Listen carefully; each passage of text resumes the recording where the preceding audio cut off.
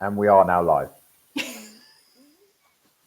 Just a little bit of context here. Me and Sam have already recorded this show, and she's going to kindly agree to record it again because I forgot to press live.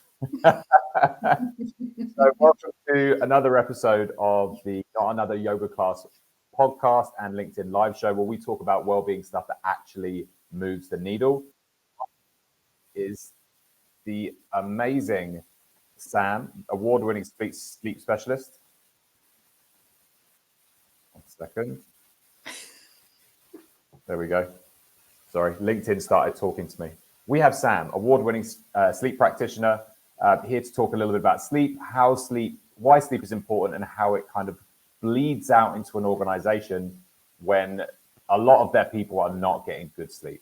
Hello, Sam. Hello, Jamie. How you doing? I'm good. It's nice to have you back again. Definite deja vu.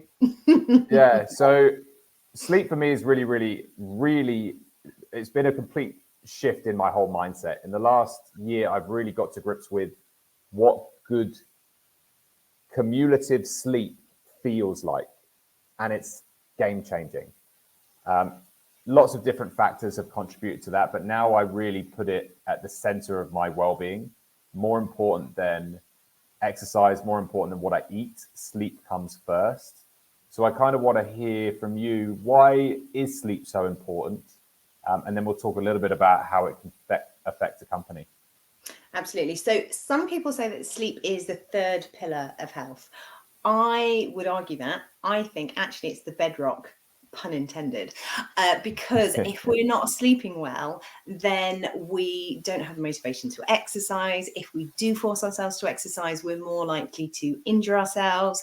If we then get an injury, we're then not giving our bodies the chance to rest and recuperate, so we're not going to get over that injury quite as quickly.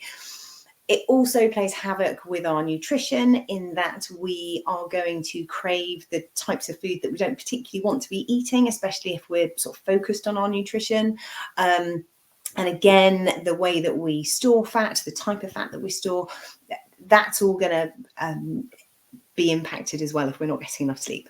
So really, if we're not sleeping well, not only have we got the nutrition and the exercise part that is not going to be working as well, it affects us physically, mentally, and emotionally. So we are more likely to be emotionally volatile. We are more likely to not be as productive. Cognitively, we're not quite as sharp. There's just so many aspects of our lives that are going to be affected by sleep. I cannot think of one, and obviously I would say this, but I cannot think of one part of our lives that isn't impacted if we're not sleeping well.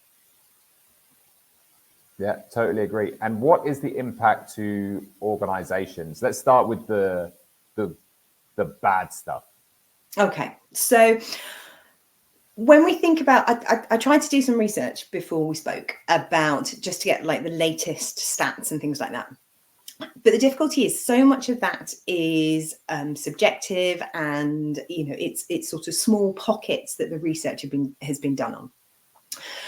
But one of the factors is going to be absenteeism. And that's not just because people feel too tired to go to work. It's because also if they're not sleeping well enough, our immune system isn't working efficiently. So we're more likely to be sick. So we're more likely to have a genuine need to be off because we are unwell. We're also more likely to see presenteeism. So where people do actually rock up, they do go to work, however, they're just not productive enough. And again, that comes down to the whole cognitive functioning. If we're not sleeping well enough, or we're sleep deprived, then we naturally want to push on those complex tasks because we just don't have that cognitive capacity to deal with it. And obviously, depending on what type of thing we're doing, sometimes that work is constantly complex. Sometimes there's just pockets of complexity. But either way, we're more likely to push that on, or we're more likely to lean on colleagues for them to sort of carry a lot of the workload and things like that, because we just don't have the capacity to be able to do it. We're also more likely to make mistakes as well. So even though people are, working late, trying to get work done, it doesn't actually necessarily mean that they're being more productive. It could be that actually they're working longer hours, rectifying the mistakes that they made because they're really tired. So if actually if they were getting a decent amount of sleep, chances are they wouldn't have to work those hours. Yeah. We're just arses, frankly, if we're not getting the sleep that we need.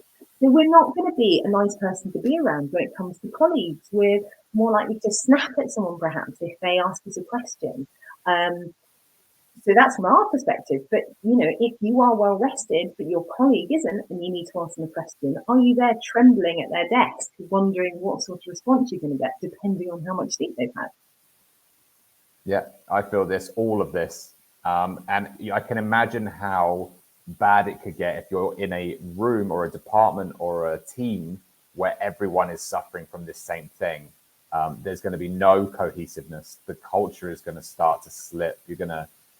There's just plenty of very, very negative things that could happen. Mm-hmm. So let's talk about some of the good things that can come from everyone getting good quality sleep regularly. Well, I mean, really, I guess it's kind of the contras to the bad things, really. You're going to see less absenteeism. You're going to see less presenteeism. People are going to be more creative. They're going to be more willing to do things. They're less likely to take risks. There's certain professions where actually there's a certain amount of risk involved, but you don't want them to be too risky. I'm thinking of people in finance and stuff like that. So making sure that they're well rested is probably quite a good idea. And just generally, if you've got that cohesion within a team where people are well rested and they are interacting politely, respectfully, nicely, everyone's playing nicely, then that's going to help. And again, you're not going to get people not wanting to come into work because actually it's a nice environment to be in. So, it's fairly sort of fundamental stuff, really, because it affects us physically, mentally, and emotionally. That's then going to be sort of pushed out to those around us, really. So I'm sold on sleep and how valuable it can be. Are there things that companies are doing that are contributing towards their people getting bad sleep? Yeah, absolutely. So I think it's happening less, but definitely some of the companies that I go into to do talks with and things like that, you do still sometimes get, managers, senior managers who are still very much of the old school view, whilst, I'll sleep when I'm dead, sleep is for wimps. And then that sort of permeates through the departments and through the company, because you're then thinking, oh, well, look how well this guy's done and he's only getting 4 hours. So, maybe that's what I need to do. Or it's that expectation that, actually, no, we want you to work until midnight every single night. So if companies can help with boundaries, actually, that's going to help if, sort of giving your employees that protected time so that they can rest and they can do the things that they need to do. That then means that they're going to be more productive when they're at work, which again seems pretty obvious. But I think since COVID, more people are working from home, and it's a lot harder to step away from your laptop or step away from the work. And it's fine if it's a choice that you're consciously making, that you're in the middle of something and actually you're in flow and you want to keep going, that's cool. But if you're just thinking, oh, well, I need to do it because I need to catch up and the laptop's there, so I might as well do it, I'll sleep later, that's not great, really. So if companies can help encourage those boundaries, that's going to help. We talked earlier when it wasn't recording. I'll make out this was my idea, not yours. There's also that drinking culture, sort of drinks after work and things like that. So alcohol is going to impact our sleep. Caffeine is going to impact our sleep. So if you've got, this is one that we didn't talk about earlier, but if you've got someone who's super helpful and making cups of coffee for everyone constantly throughout the day, I'm never going to say no to a cup of coffee if someone else is going to make it. However, I am going to say no if it's after lunchtime, because I know it's going to completely mess with my sleep. But it can be really easy if we're not sleeping well to want to keep drinking that caffeine, especially if someone's bringing it to us or whatever. So sort of trying to, let's have a cup of herbal tea in the afternoon instead of a cup of coffee, just to try and sort of reduce the chance of substances like caffeine making a difference to our sleep. But we're saying about the alcohol culture, it's really easy on a Thursday night, Friday night, especially, if you're thinking midweek, everyone goes out for a drink. That's great. There might be quite a lot of peer pressure with it that, actually, oh, well, this is kind of a social thing. I kind of need to, because this is how you network with your team and whatever. But then if you've got the majority of your team all having a significant amount of booze on a Thursday night, Friday's going to be a bit of a write-off, really, because no one's going to sleep well. And everyone's going to be a bit more emotionally volatile. No one's going to be as cognitively sharp. No one's going to be as productive. So it's all of that, really. And I'm not saying don't socialize. And I'm not even saying, never drink alcohol again, because that would make me a huge hypocrite. But just, I guess, be mindful of how that company culture looks, really. So, don't have that one person saying that sleep is for the weak. Don't encourage your employees to get absolutely wasted on a Thursday night when they've got to work on a Friday. Although I don't think there's many bosses that would actively encourage that anyway. But I think there are. Yeah. So just kind of being aware of those other aspects, other than just making sure that people have the opportunity to sleep, the other aspects that impact our sleep as well. And things like stress, there's different levels of stress, there's different factors in stress, what causes stress. It could be work related, it could be home related, it could be kids aren't sleeping. There's all sorts that is all going to make a difference to sleep as well. Yeah, I love this. So boundaries at work, education at work, and creating a culture where good sleep is prioritized or championed, maybe is a good word for it. And trying to avoid some of the stuff that probably doesn't help, like booziness. And I think the point you've made with caffeine is huge. Back in my days as a personal trainer, I used to train clients who would have north of 10 coffees a day, some of them. And I'd ask, I'd be like, why? And they'd be like, well, people were offering.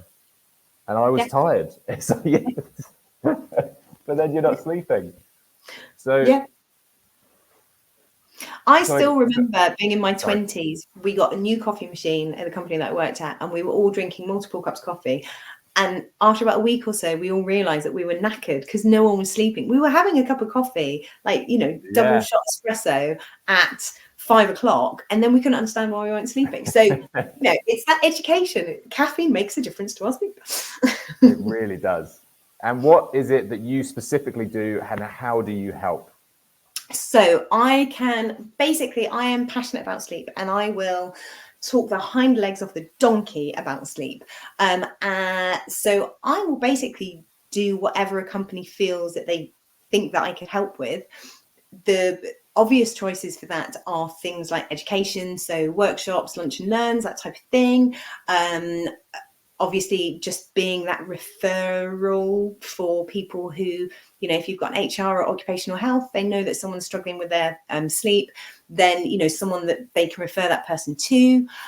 Or, I'm very happy to sit with occupational health and HR and work out some sort of sleep questionnaire, just to be proactive, to work out those people that are struggling with their sleep, and then work out a game plan for how to improve that. Brilliant. Amazing. Thank you so much for coming on twice. They were both great. You were great. So look. Awesome. We'll bring you back at some point so that people can be reminded, because I think it forces people to confront their sleep quality. But we all need reminding of it, because we all fall into patterns, right? So it would be great to have you back at some point so you could give them the nudge. Of course. Absolutely. Anytime. Thank you, Sam. Really appreciate it. Thanks, Jamie. Cheers. Bye-bye.